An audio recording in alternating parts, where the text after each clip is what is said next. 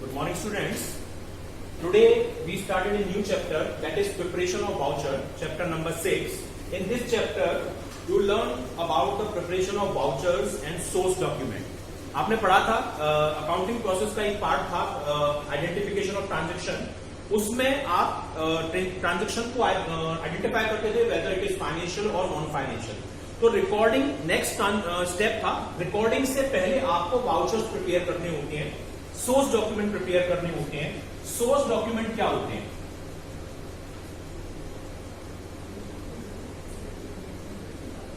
Source documents are the documents which are the evidences of your transaction. Means source document एक तरीके से proof होते हैं आपके किए हुए ट्रांजेक्शन का. जैसे आपने कोई गुड्स परचेज किया, यू परचेज गुड्स, और तो अगर आप गुड्स परचेज करेंगे तो आपको मार्केट से क्या मिलेगा? बिल.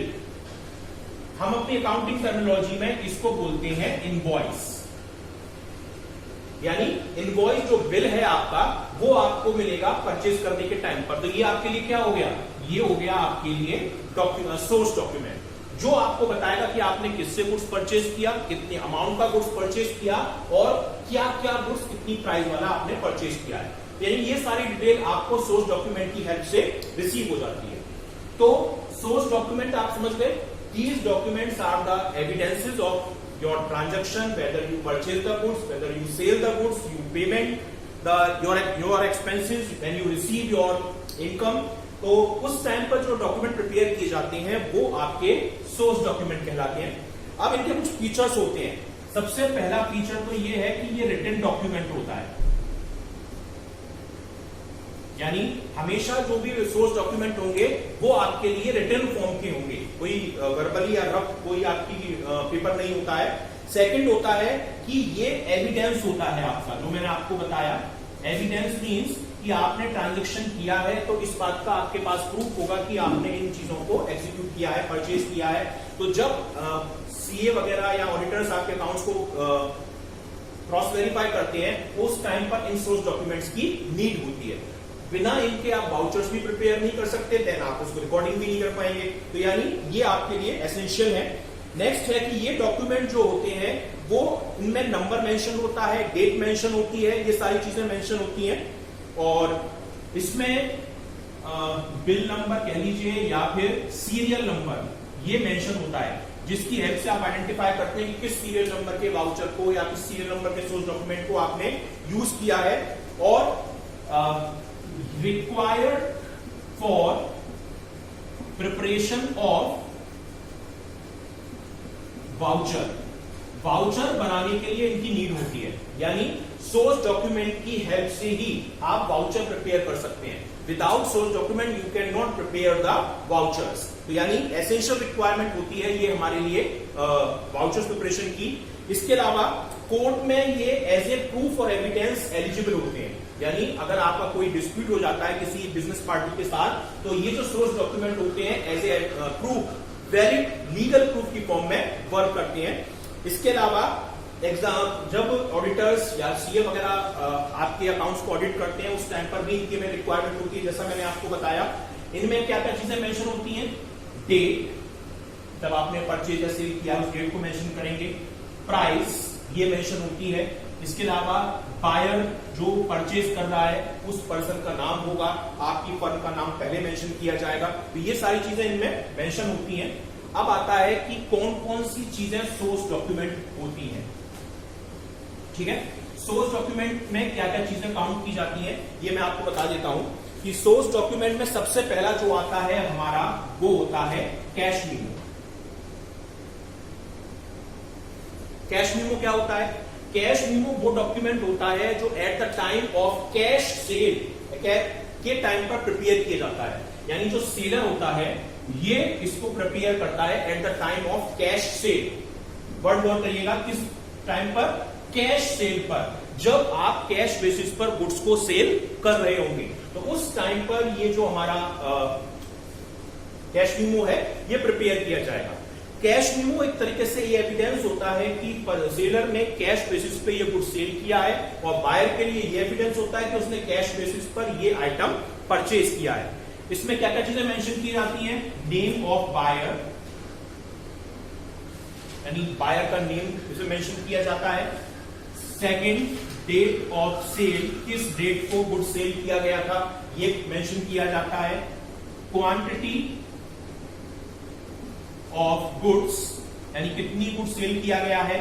इसके अलावा रेट ऑफ गुड्स, किस रेट पर सेल किया गया है, और टोटल प्राइस, और टोटल कितना अमाउंट सेल परचेज से रिसीव हुआ है, ये सारी चीजें इसमें मेंशन की जाती हैं। मैं आपको एक रफली फॉर्मेट बना के इसका बता दे रहा हूं कि कैश मेमो का फॉर्मेट एग्जैक्टली होता कैसा है। जैसे आपके बुक में इसका स्पेसिफिक जो स्पेसिमेन है वो आपको ऑलरेडी गिवन है।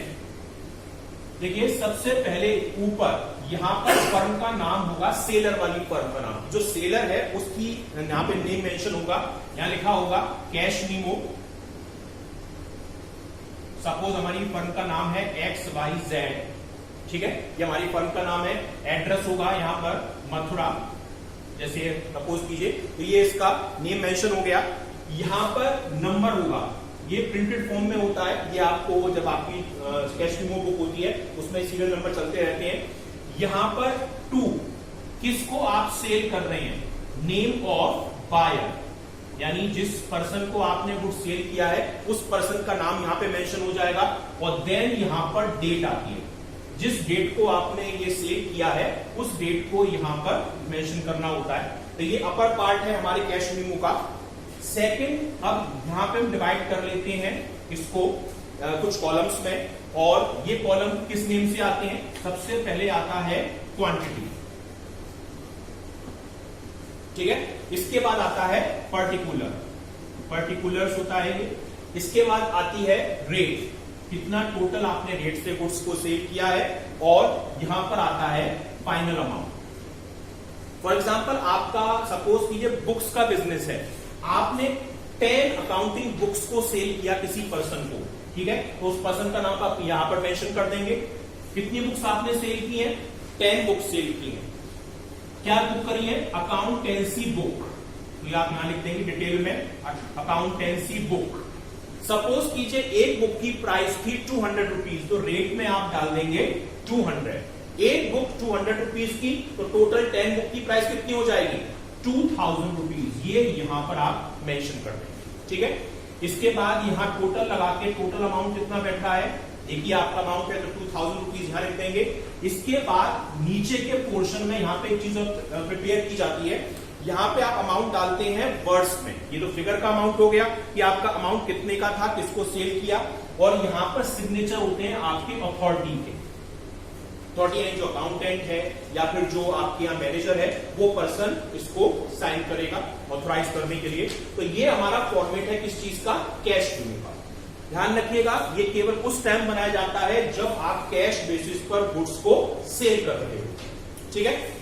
अब इसी से मिलता जुलता है कि आपका नेक्स्ट जो सोर्स डॉक्यूमेंट है वो है इनवॉइस। इनवॉइस क्या होती है, जनरल लैंग्वेज में हम इसको बोलते हैं बिल, ठीक है। नेक्स्ट आपका क्या है, इनवॉइस। जनरल लैंग्वेज में क्या कहलाता है, ये बिल कहलाता है, ठीक है। ऑलमोस्ट सिमिलर टू ये कैश मेमो ही होता है, बट डिफरेंस क्या है, कैश मेमो बनता है at the time of cash cell, और जो इनवॉइस होता है ये बनता है at the time of credit sale.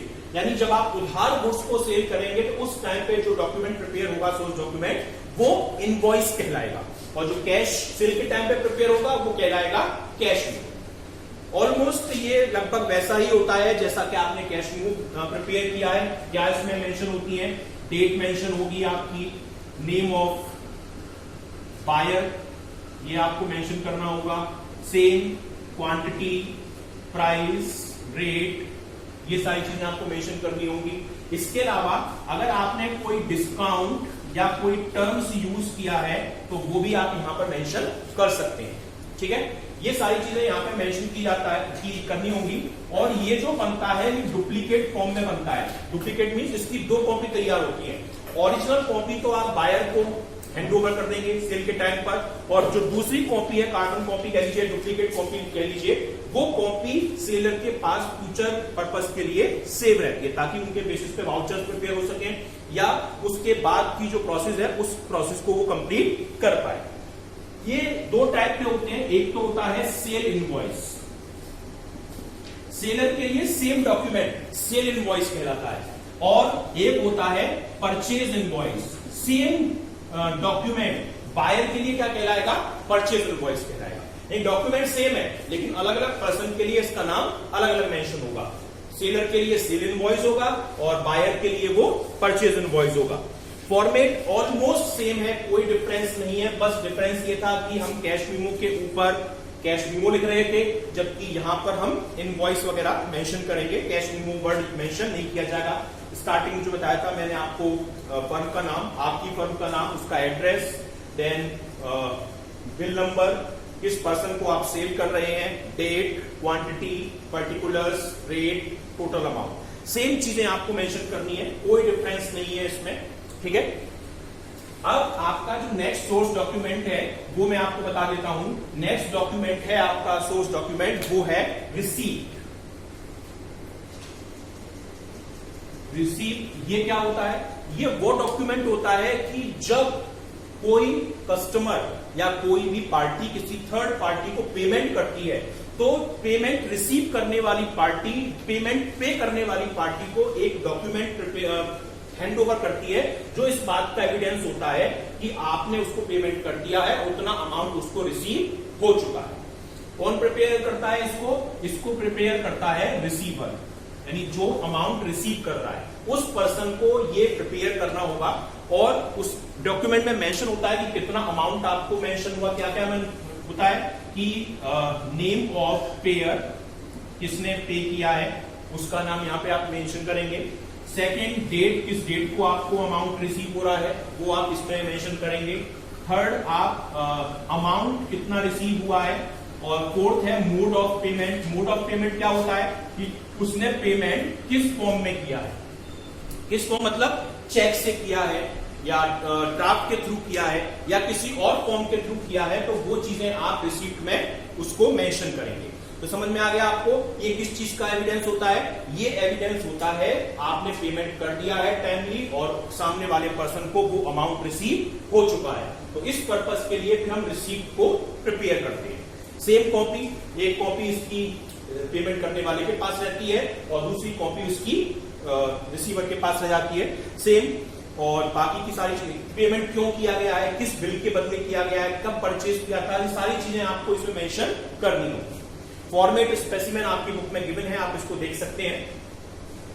Third है पे इन स्लिप। जो नेक्स्ट आपका सोर्स डॉक्यूमेंट है वो है पे इन स्लिप। व्हाट इज पे in slip? Pay in slip is the source document which prepared at the time when you deposited the amount in bank, either by cash, either by check.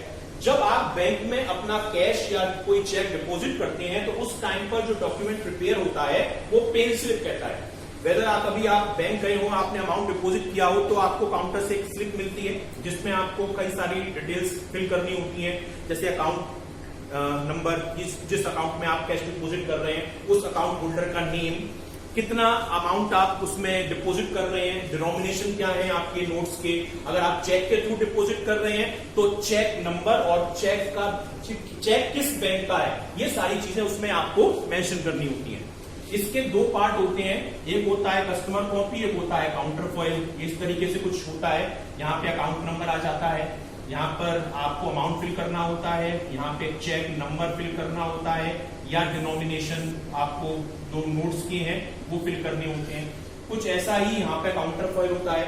ये वाला part आपके पास evidence की form में रह जाता है कि आपने ये अमाउंट डिपॉजिट कर लिया है, और जो कैशियर होता है ये वाला पार्ट कैश के साथ अपने पास रख लेता है। ठीक है। और जो चेक या कैश है वो आपके अकाउंट में डिपॉजिट हो जाता है। ये आपके पास ऐसे एविडेंस रहेगा कि आपने इतना अमाउंट इस पर्टिकुलर डेट को आपने बैंक में या अपने अकाउंट में डिपॉजिट किया था या किसी थर्ड पार्टी के अकाउंट में डिपॉजिट किया था। तो ये पे इन स्लिप कहलाता है। यानी pay in slip is the source document which prepared at the time of depositing cash और cheque into the bank. Clear?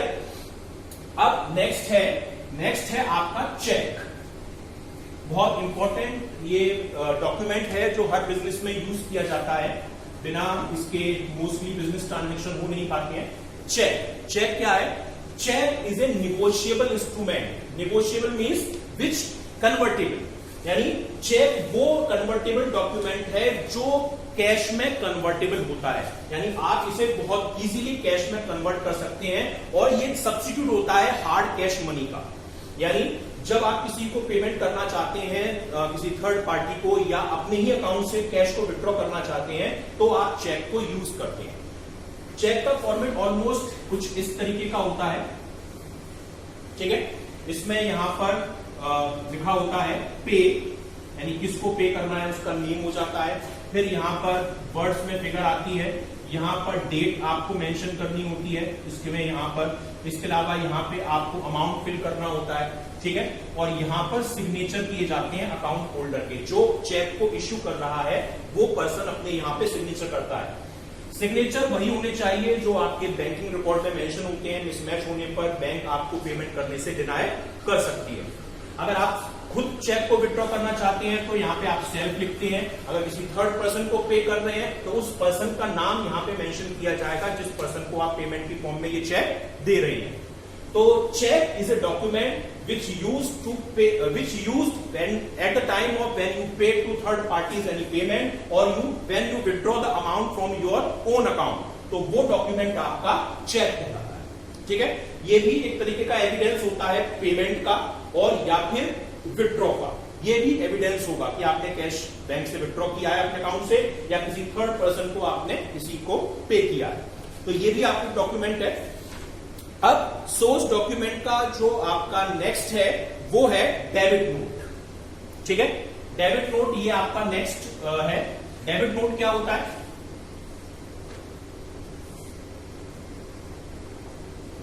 Debit note वो डॉक्यूमेंट होता है जो eight the time of purchase return preparer किया जाता है। परचेज रिटर्न मींस जब आप कोई गुड्स को परचेज करते हैं और वो goods as per specification, as per requirement नहीं होता है, तो आप उसको सप्लायर को वापस कर देते हैं। तो सप्लायर को जब आप गुड्स रिटर्न करते हैं तो उस रिटर्न किए हुए गुड्स के साथ जो डॉक्यूमेंट भेजते हैं उसे हम डेबिट नोट बोलते हैं। सपोज आपने एक्स से गुड्स परचेज किया 5000 का, जिसमें से 2000 का गुड्स डिफेक्टिव था और वो आपने गुड्स रिटर्न किया एक्स को, तो गुड्स के साथ आप जो डॉक्यूमेंट भेजेंगे वो डॉक्यूमेंट आपका डेबिट नोट कहलाएगा। क्या क्या इसमें मेंशन होता है? डेट ऑफ रिटर्न, किस डेट को आप रिटर्न कर रहे हैं और किस बिल का ये गुड्स है जब आपने परचेज किया था, उस बिल का नंबर क्या था। थर्ड है रीजन ऑफ रिटर्निंग, क्यों आप रिटर्न कर रहे हैं इसको। और फोर्थ है amount of goods which return, यानी क्या आपने गुड्स जो रिटर्न किया उसकी प्राइस क्या है। ये सारी चीजें इसमें आपको मेंशन करनी होती हैं और आप रिक्वेस्ट करते हैं कि उसके बिल में से ये 2000 रुपीज एडजस्ट कर लिए जाए। यानी जो 5000 का बिल बना था परचेज के टाइम पे 2000 का आपने रिटर्न कर दिया, तो यानी 2000 इस 5000 में एडजस्ट करके एक नया बिल प्रिपेयर कर लिया जाए। इसके लिए ये बनाया जाता है। एक चीज और होती है कि कई बार बिल मिस्टेक से ज्यादा अमाउंट का बन जाता है। जैसे फॉर एग्जांपल लीजिए, आपने 40 पीसेस परचेज किए थे और 20 रुपीज के रेट से ये होने चाहिए थे आपके 800 रुपीज के, पर बाय मिस्टेक बिल में एक जीरो ज्यादा रख दें, 8000 रुपीज का बिल बन गया, तो आपको 7200 रुपीज अपने बिल में से कम करवाने हैं, यानी उसे करेक्ट करवाना है। तो उस टाइम पर भी आप जो बिल बनाकर भेजेंगे वो भी डेबिट नोट कहलाएगा, जो आपके बिल को करेक्ट करने के लिए यूज किया जाता है। पर मोस्टली ये कब बनता है? ये बनता है परचेज रिटर्न के टाइम पर। अब एक लास्ट और आपका रह गया है सोर्स डॉक्यूमेंट, जिस इसका अपोजिट है वो है क्रेडिट नोट। क्या है वो? क्रेडिट नोट है। ये जैसे जो डेबिट नोट था वो कब बनता है? At the time of purchase return. Credit note कब बनता है? At the time of sales return. जब कोई कस्टमर आपको गुड्स रिटर्न करता है, ठीक है, तो आपके पास क्या हुआ? आपके पास तो वो गुड्स रिटर्न होकर आया, तो आप जो उसको कंफर्मेशन लेटर भेजेंगे रिटर्न करने वाले पर्सन को, उसे हम बोलेंगे क्रेडिट नोट। सपोज कीजिए एक्स ने वाई को गुड्स सेल किया था 5000 रुपीज का, जिसमें से 2000 रुपीज का गुड्स वाई ने एक्स को रिटर्न कर दिया। तो वाई तो प्रिपेयर क्या करेगा, डेबिट नोट, क्योंकि ये परचेज रिटर्न कर रहा है। और एक्स उस केस में जब गुड्स इसको रिसीव हो जाएगा और कहेगा कि मैंने आपके अकाउंट में से 2000 रुपए एडजस्ट कर लिए हैं, तो उससे हम बोलेंगे क्रेडिट नोट। ठीक है, यानी सेल्स रिटर्न के टाइम पर जो सेलर है वो बायर को जो कंफर्मेशन सेंड करता है कि आपका लौटाया हुआ गुड्स हमको रिसीव हो चुका है और उतना अमाउंट हमने आपके अकाउंट में से एडजस्ट कर लिया है, तो उस प्रोसेस को या उस डॉक्यूमेंट को हम क्रेडिट नोट कहते हैं। सिमिलर वही चीजें मेंशन होती हैं कि डेट मेंशन करेंगे, किस डेट को आप ये उसको क्रेडिट नोट दे रहे हैं, कितना अमाउंट आपने उसके बिल में से एडजस्ट किया है और अब फाइनल पेमेंट क्या रह गया है, ये सारी चीजें क्रेडिट नोट में मेंशन होती है। ठीक है, इसे सेलर प्रिपेयर करता है और डेबिट नोट को बायर प्रिपेयर करता है। तो ये प्रोसेस है आपकी डेबिट नोट और क्रेडिट नोट की। तो ये सारे आपके क्या थे, ये सोर्स डॉक्यूमेंट थे जो मैंने आपको बताए, cash memo, invoice, paying slip, receipt, debit note, credit note और चेक। अब नेक्स्ट वीडियो में मैं आपको वाउचर्स के बारे में बताऊंगा। Thank you.